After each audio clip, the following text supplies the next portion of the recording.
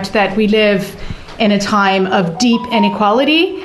We have a massive annual budget surplus, but a failure of the most right-wing government in the history of the state to do anything with that surplus to relieve the multiple crises that we face, whether that's housing, it's climate change, it's costs of living. So what we have here today are three speakers who are going to speak to some of the measures that we think could be possible if the government would only take action. We have with me Paul Murphy, TD. We have Dara Adelaide from Clondalkin, a People Before Councillor, and also People Before Councillor in Tallaght Kay Keane. I think I'm going to turn it to Paul to speak first. Thank you very much.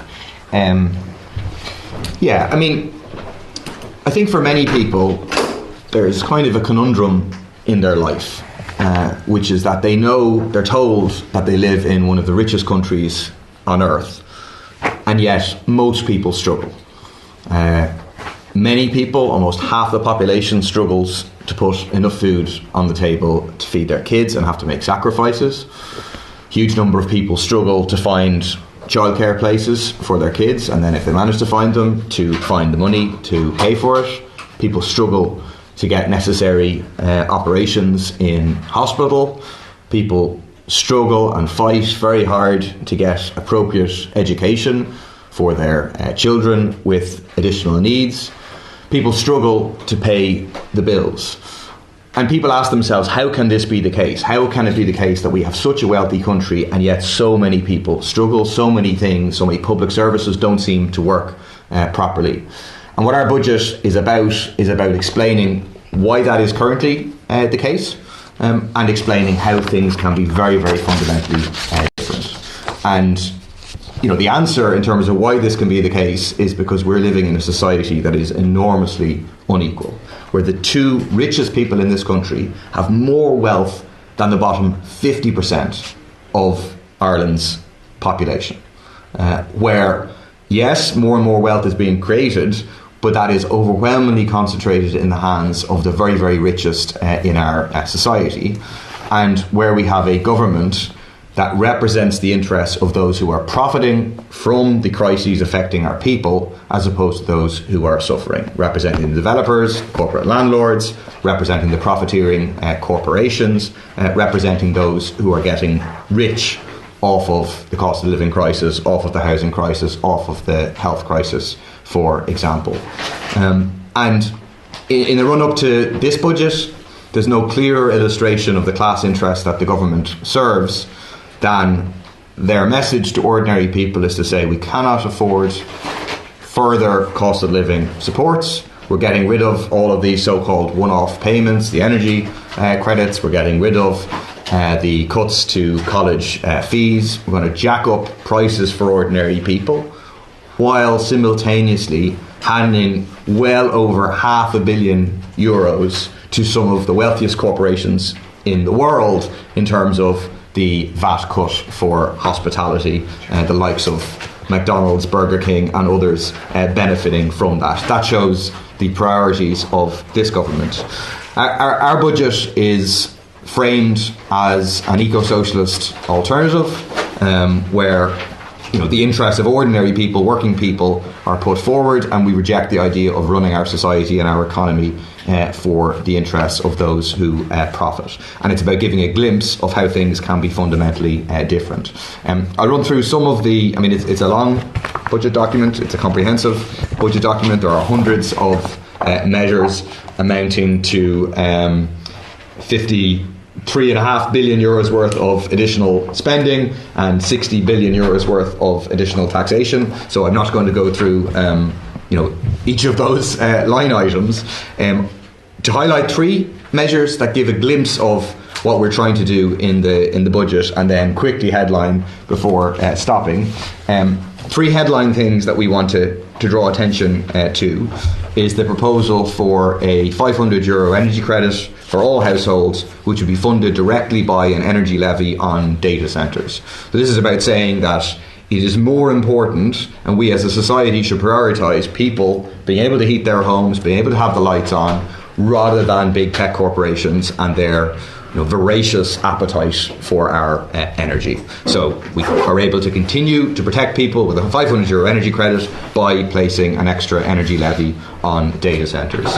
Secondly, in terms of tackling the housing crisis, we've a whole series of measures in terms of a state construction company, property funding, the tenant in situ scheme and so on.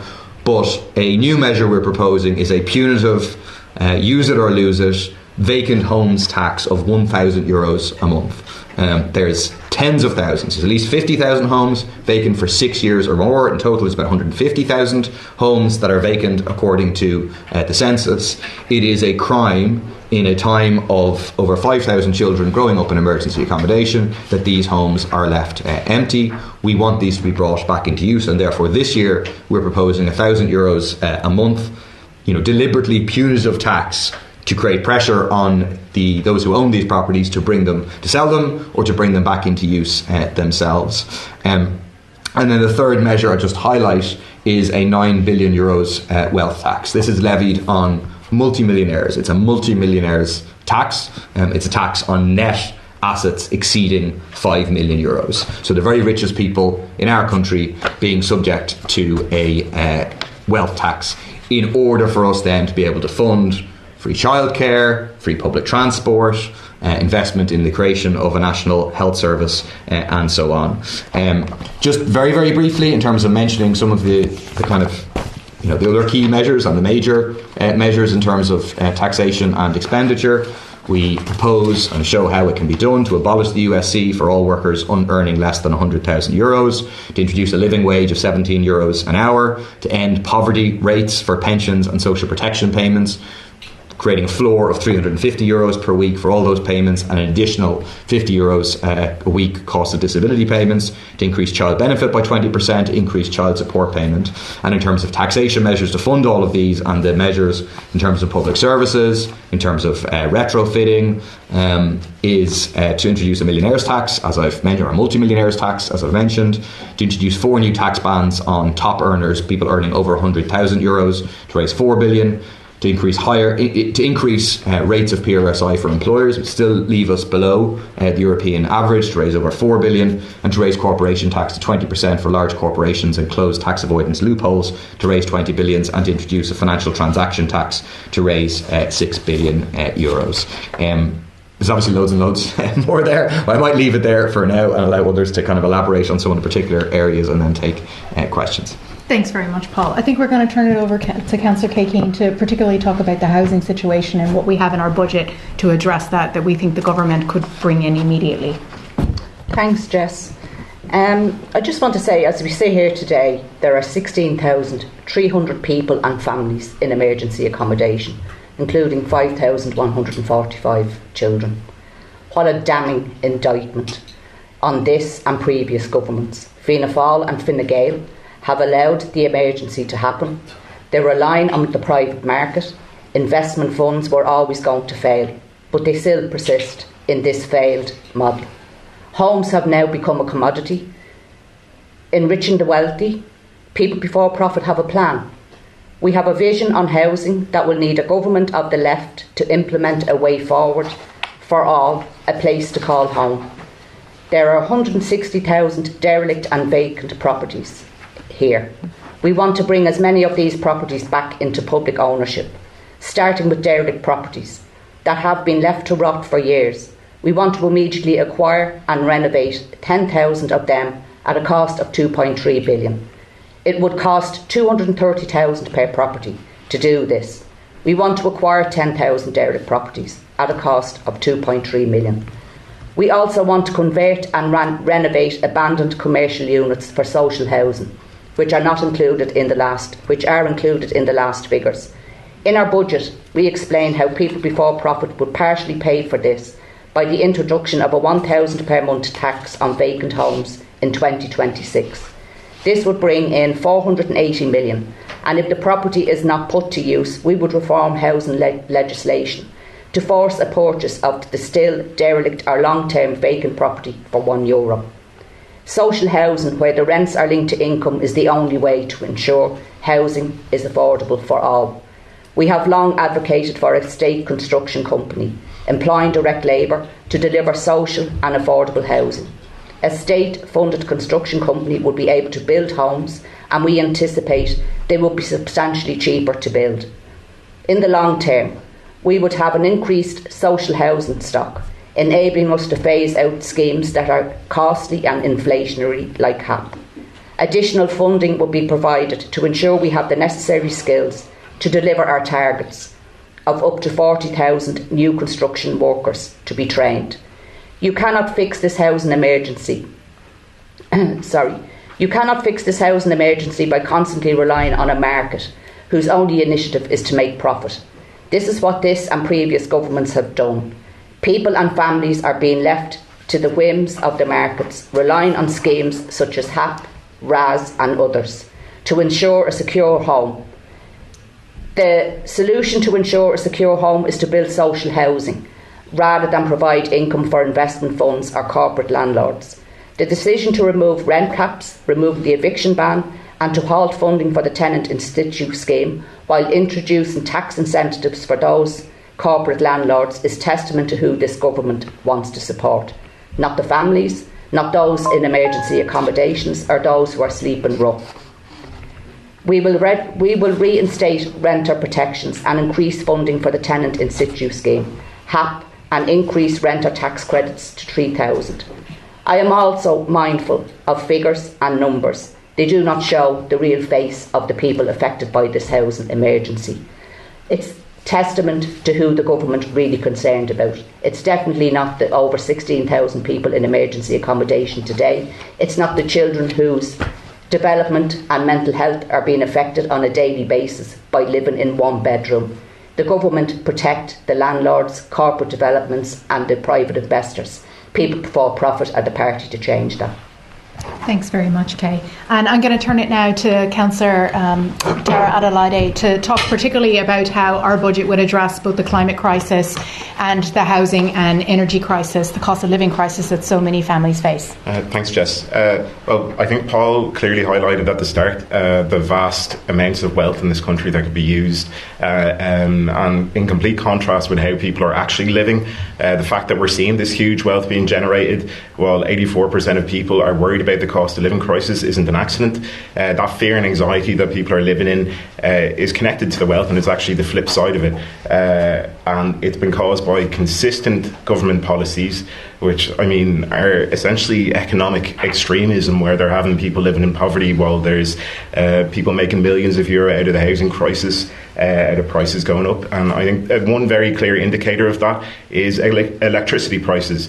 We have some of the highest electricity prices in Europe, while the average person is paying to subsidise data centres to the tune of €1 billion a year now, double of what it was in 2018, through capacity payments. Regular people over the next 5 years are expected to see their electricity prices go up between 8 and 21%. That's going to mean between €400, €580. Even, you know, that is a massive amount of money for people who don't have much money in the first place. And at the same time, the big energy users are going to expect a 14% decrease in their bills, even though those data centres, the big tech companies, are over the next decade are going to be responsible for 89% of EirGrid's projected demand growth. It's fundamentally unequal, it's fundamentally wrong.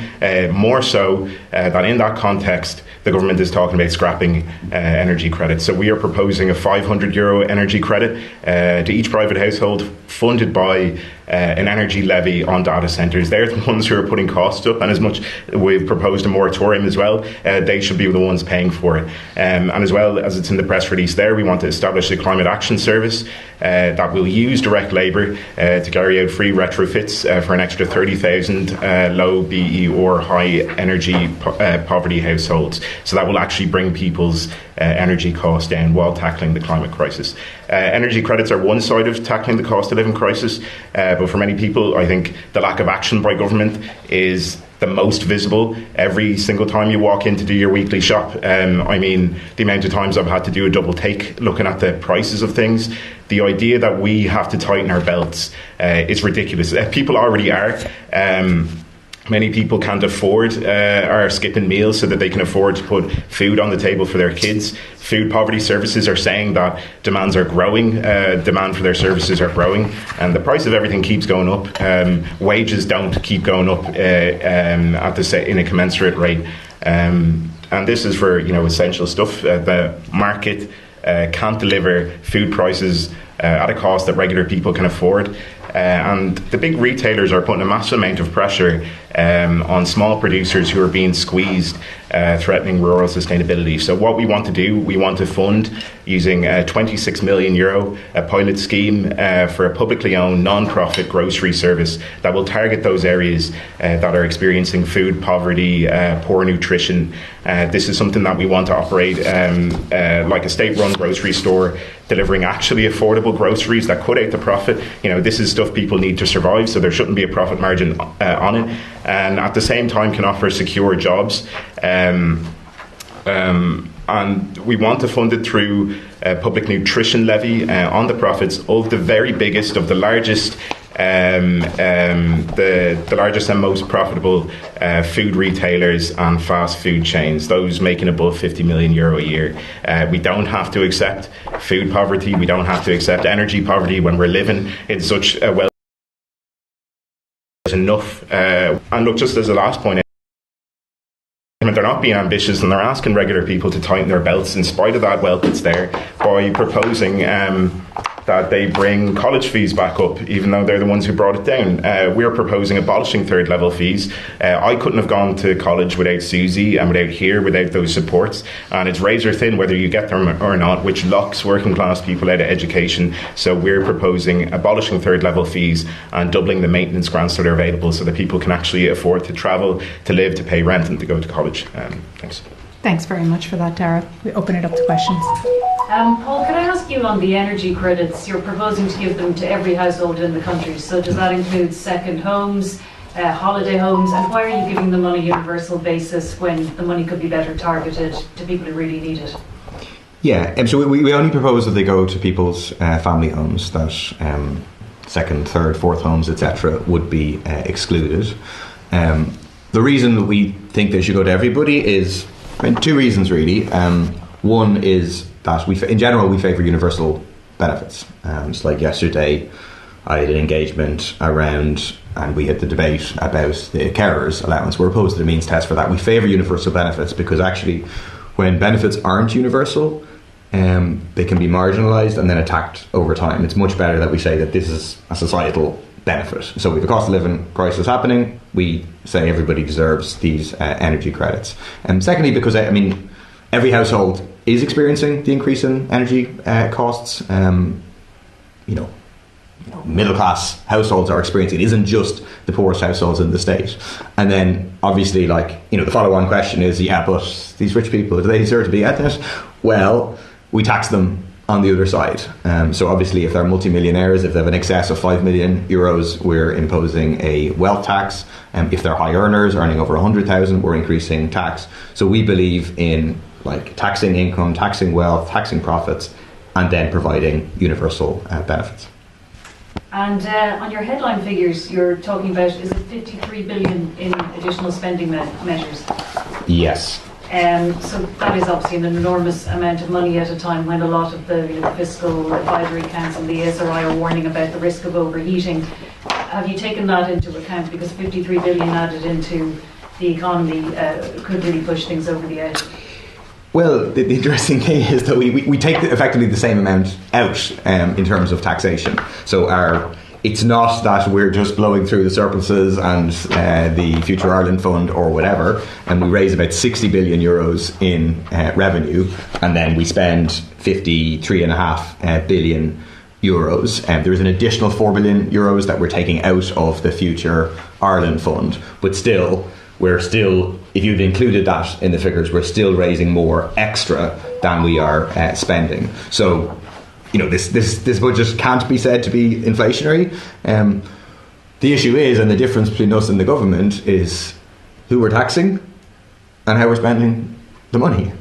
So you have a government that, when it's being warned about inflationary pressures and so on, is planning to hand over 675 million euros to some very wealthy corporations on the basis of a sham campaign that are not based on figures to suggest a crisis in the hospitality industry when turnover is up, employment is up at a record high. So they're saying we're going to protect these people, but we can't afford to do cost of living measures. Whereas we turn that on its head. What we're interested in is ordinary workers, people who are struggling to pay their bills, and we're interested in protecting those from a cost of living crisis by measures like the €500 energy credit, by scrapping the USC for all income under €100,000, and by investing in decent public services, free public transport, and in free primary care. It's significant investment in terms of increasing the number of SNAs, investing in our education system, funding DESH Plus, which the government has announced DESH Plus but hasn't actually provided any money for it. So for us, it's a question of political priorities. The government's priorities are big tech corporations and very rich people. Our priorities are ordinary working people. And can I ask you about Catherine Connolly? Obviously your party is supporting her presidential campaign, and this controversy about a woman she tried to hire to work with her in Leinster House a few years ago. Do you share the concerns expressed by other politicians that this was an error in judgment in hiring somebody who had a conviction in connection with firearms and was sentenced to 6 years in jail? I don't really think there's any issue here whatsoever. Someone was convicted of a crime, they spent time in jail, they did their time, they emerged. We believe in rehabilitation of people. We believe people should be able to reintegrate into society. Catherine, it's clear that this woman was kind of eminently qualified to assist in terms of Catherine's role in particular on the Irish Language Committee. So I understand why Catherine attempted to employ her. She then went through the regular processes. She applied for her to be employed and so on. That was blocked. I think Catherine then appealed it. It remained blocked, and Catherine remained within the rules, at all times. So I really don't think that there is an issue here. I think if there is, if we say there is an issue here, then we're saying that people can't be rehabilitated after going to prison, and we're also engaging in the kind of Tory right-wing unionist stuff that goes on about the demonisation of people who have been committed crimes related to the Republican movement, have done their time in jail, and yet they say they should play no role in our society. We don't go along with that. And I think Catherine, she's on the radio now. Yeah, she has been. Yes. Oh, she has been. Yeah. Okay. Yeah. So I didn't hear exactly what she said. Yeah. Though, that the concerns people would have is about the serious nature of the crime. Obviously, rehabilitation is an important part of our prison system here. The Special Criminal Court heard that the vehicle that they were found with, it had 2 handguns in it, a stun gun, ammunition, cable ties. I mean, that's a pretty serious list of weapons, essentially. Cable ties. Sure, but that's that's why she was sentenced to prison, I think, for 6 years. So those things were taken into account, were reflected in the sentence. When she serves her sentence, I don't think that should be held against her for the rest of her life. It doesn't mean that she's not eligible to be employed. I think she is. Again, from I read the journal story, she's employed somewhere at the moment in terms of the Irish language. I think that's appropriate. I don't think it's a problem. So, yes, it seems to have been a serious incident, but that would have been reflected in the sentencing that she received. And then once you've served your time, I think it is entirely appropriate that you are rehabilitated, that there's no kind of social opprobrium on anyone who would seek to employ you, because if we go down that road, well, then this is going to have a damage impact in general. We want people to be able to reintegrate into society. We want them to be able to get jobs. So yeah, I don't think there was an issue here. Okay. Thanks. Anything else? No?